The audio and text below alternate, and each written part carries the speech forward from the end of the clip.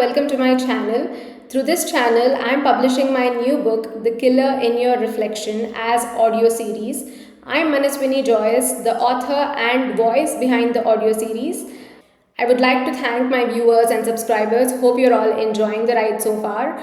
This will be the fourth chapter, and to make things interesting, I thought I'll do a video reading. Someone even told me that I sound like AI, so yeah, rest assured, it's all me. If you are new to my channel, you can find the previous chapters in the playlist The Killer in Your Reflection. If you're enjoying what you're hearing, please do upvote the video. I would also love to hear your comments and feel free to share it with whoever might enjoy the series. And to be posted on the upcoming chapters, please do subscribe to my channel. So without further ado, let's dive right in. Chapter 4.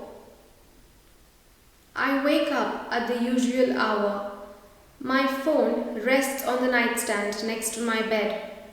I pick it up out of habit, but it's practically just a piece of shiny toy now. I swipe and nothing. There's no content planned for the day, no comments to reply to, no engagement metrics. It's day 23 of my new life without social media. It's not just about the withdrawal. It is the deafening silence, the kind that's not only around me, but within me too. No one understands this part, not really. I had an extremely special connection with my audience. They were never strangers to me. They were the people who walked with me, by my side. I shared every moment of every day with them, some days quite literally. They knew me better than my own family. They filled the emptiness that my husband left me with. It made me happy to give them what they wanted, to share my life with them. Even their criticism only showed how much they cared. Without their validation, it feels like I'm left with no purpose. For the time being, I'm advised to stay indoors for my safety. Security detail outside and all. I stick to the routine, convincing myself this is just a bump in the road. My stalker will be caught, the noise will fade, and I'll be back in the game, back in control, back to being me, or whatever's left of me. It's muscle memory at this point. Like my bones remember the choreography even if the stage is gone. Brew tea, light the candle, journal, #healing. I can't help it. My thoughts still come out as captions.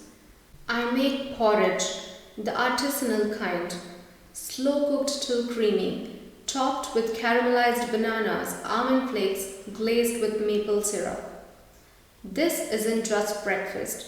This is art. I admire the aesthetics of it as my spoon digs in. It deserves a slow-mo spoon dip moment with moody jazz music playing in the background. Shoot, I forgot to take a picture, I exclaim loudly. A moment too late, the bite already in my mouth. Relax, Bree. Gray's voice cuts through the background. He's standing by the doorway, hair still wet from the shower. Do I need to remind you again that you no longer need to capture every moment before living it? I know he means well, but his remark lands more like an insult. I glance at him. I'm doing it for me. He nods and half shrugs. If you say so. But a silent doubt creeps through me. Am I though? I can't remember what I was like before everything became content, when I had no one but me to please. I shake my head, trying to shake away the thought with it. My eyes then fall on the refrigerator magnets. I remember arranging them one afternoon, almost meditatively, in order in which I visited each one of those countries. However, Now they somehow feel off, like they've rearranged themselves to form an incorrect order. I would have let it go if this was an isolated incident. But it's not the first strange thing I have been witnessing in this house. Yesterday, it was the hand towel, the one that always hung on a hook beside the sink, magically appeared at the back of the bathroom door. When I brought it up with Gray, he almost made it sound like I was losing my mind. Pri, don't you think you're fixating on the little things because you no longer can control what truly mattered to you? So this time, I decide to let it go and not mention the magnets. Gray moved back home temporarily, concerned for my safety. It made me happy. I let myself believe our marriage was salvageable after all. But now, I wish he hadn't. Because the little hope I held on to, that he may still love me, is now forever gone. He has been mostly working from home, which somehow makes it worse. I don't hate that he's here, but I do hate the way he looks at me now. And I hate being constantly reminded of the distance between us, even as he is only a few feet from me. Gone are the days when he used to be intimidated by me.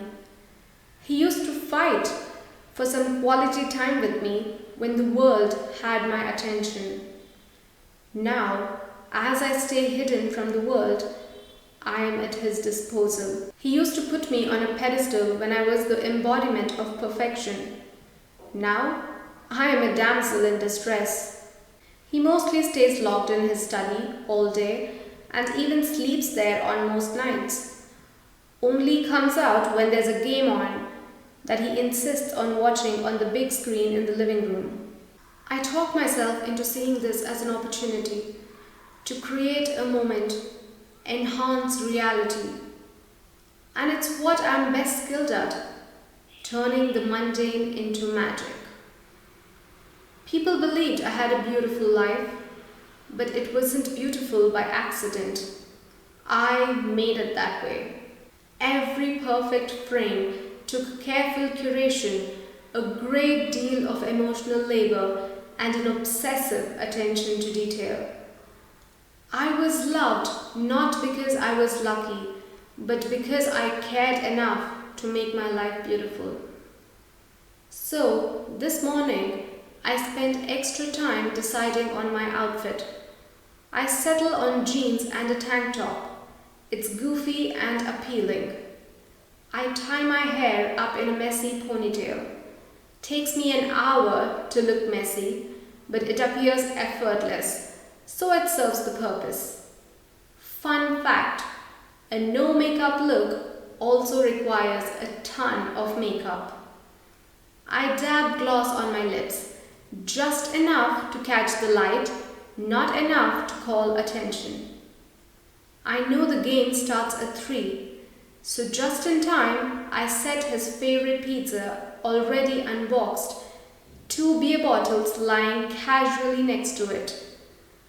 I slide onto the sofa with a book in hand. It is not the most comfortable posture, but it screams the girl next door. 10 minutes later than I anticipated, Gray emerges in the living room. I glance up from the same page I've been rereading for the past 20 minutes. Oh hey, didn't realize there was a game on, I say casually. He pauses to look at the scene I've so meticulously arranged. I can watch the game on my laptop, he offers, already half turned back to the study. No, stay, I say too quickly, sounding almost desperate. I was planning on watching the game myself. You can join me if you'd like. I don't think I will be able to finish this pizza on my own. I don't think he bought it, but he nods anyway. All right. He sits, leaving a careful distance between us, before he turns the TV on. I close my book and set it aside like I haven't been waiting for this exact moment all afternoon. I reach for a beer. The cap resists, nearly tearing my skin. "May I?" he asks, gently taking the bottle. It opens with a soft hiss. He hands it back to me. "Thanks," I smile. He used to say my smile was all it took to make his day. Now he simply nods. "Last I remember, you couldn't stand the taste of beer," he says. "Didn't you prefer wine?" I shrug. Preferences change. Cheers. He clinks his bottle with mine. I take a sip and try hard not to grimace at the bitterness. He's already half turned towards the screen, lost in the game. Is it just me, or is the zone coverage collapsing way too early, like they're handing over the midfield on a silver platter? I try to say it like I know what I'm talking about, but it comes off rehearsed. Because it is. Gray glances over, the faintest flicker of surprise in his expression. He murmurs, turning to face me. "So what would you have the corner do in that situation?" "The corner," I repeat, immediately regretting it. His lips curve into a side smirk, his eyes back on the screen. Great. Now he's going to think I'm stupid. Why did I even try? As we both reach for the last slice of pizza, our fingers brush. He instantly pulls his hand back, as if my touch burned him. That stings. I had convinced myself he would be satisfied as long as he got to be the lucky man the world envied because he is with me. That was the trade, wasn't it? I gave the world a perfect image. He got to walk beside it. The man who won the woman everyone desired. But then that illusion cracked. The world is now probably feeling sorry for him. That I'm no longer a trophy, but a cautionary tale. Maybe he's starting to believe them. And maybe, deep down, I always feared this day would come. My thoughts are interrupted by a ping, a notification on his phone. I observe him as his eyes are intently on the phone, and then I see something I haven't seen in a long time. His lips curve, popping the damn dimples I used to find irresistible. Nostalgia hits without a warning, and my breath catches. That smile, the one that used to undo me in an instant and make me forget my name, and the kind that touched his eyes so I knew it was lethal. The one that used to be mine, something I used to pride myself on pulling out of him, like it was some exclusive magic trick only I knew. But now, he doesn't even look at me. That smile is no longer meant for me. Suddenly, the room tilts.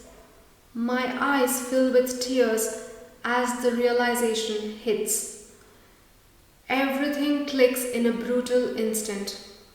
Why his concern has not crossed the bounds of love. Why he won't meet my eyes anymore. Why he's been feeling guilty enough to take my responsibility, like he owes me something. Why he's always locked away in the study. Why I feel invisible even while sitting right next to him. A reason beyond my public downfall. Something I've known deep down but refused to accept. I've been replaced.